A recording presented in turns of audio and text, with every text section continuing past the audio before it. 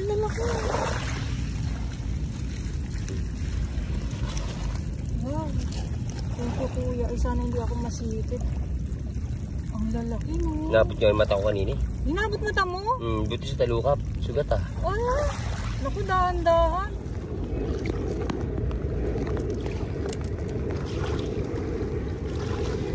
Grabe yung mga isda.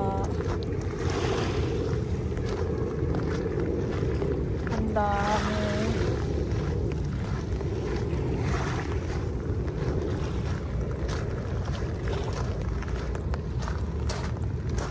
Lakad tayo. Ayan. So, ito yung ano, pebbles. Pebbles po ito ha. Yung mga malalaki na yan.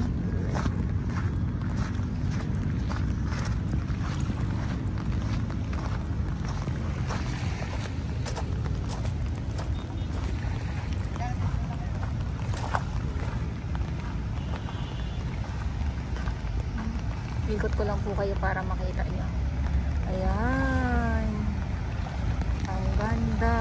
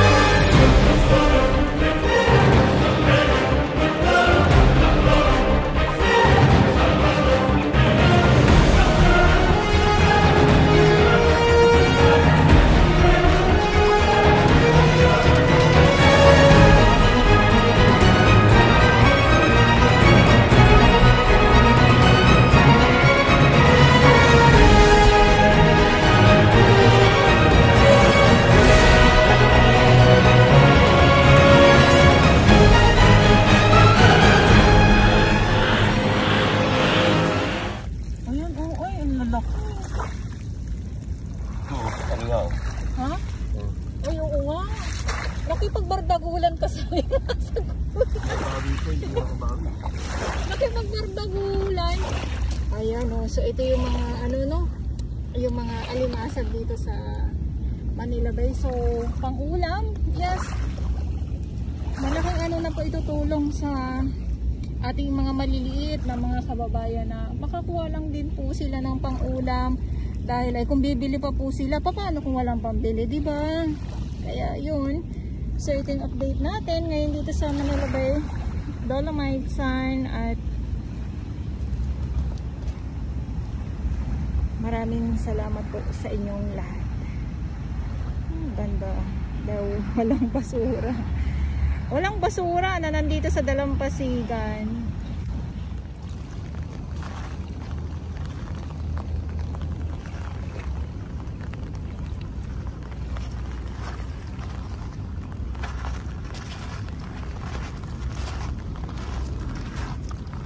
Kita nyo yan ha.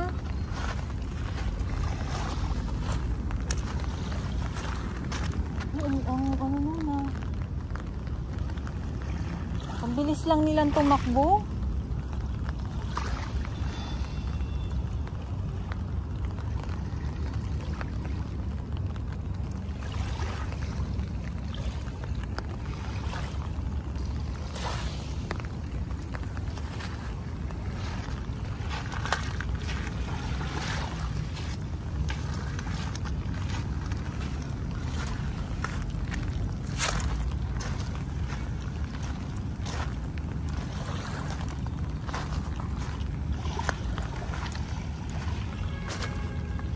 may isda dito. Ngayon lang ako nakakita ng ganitong kulay na isda. Ayun, ay. Ngayon lang to. Hindi ko alam kung anong tawag dito sa isda na to. Ang ano niya naman hawakan. Ba't ganon?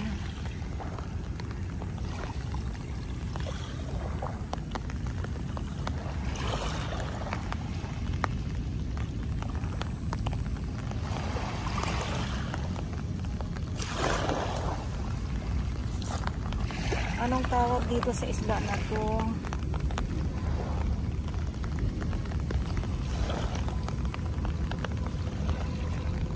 Ayan oh.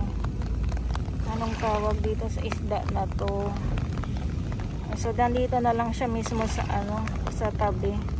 Tapos ibalik ko, baka buhay pa siya. Ay wala. Wala nang ano, hindi na siya ano.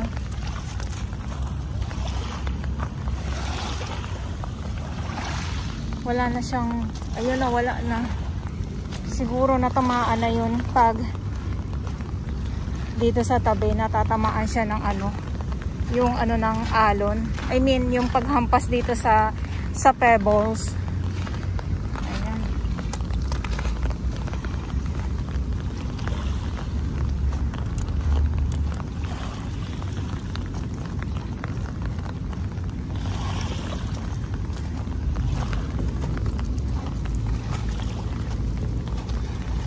Okay.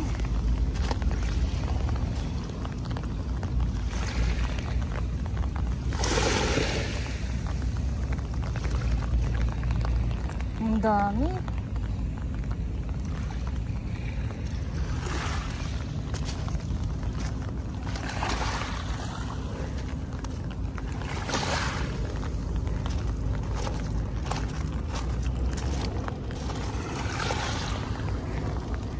Ito yung ating dolomite sand ngayon.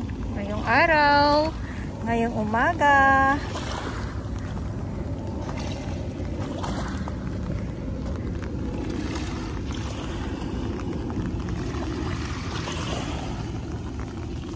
So kung mapapansin nyo, no, ulitin ko lang po muli. Kulay brown ang tubig. Hindi po yan kalawang.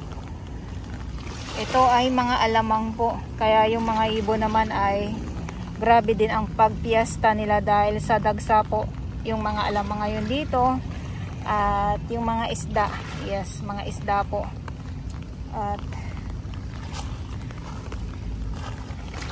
yung mga ibon, ayan, andyan sila oh. So yung iba hindi pa busog. Yung iba na nakatambay, ayan, ay marami na silang nakuhang mga pagkain nila.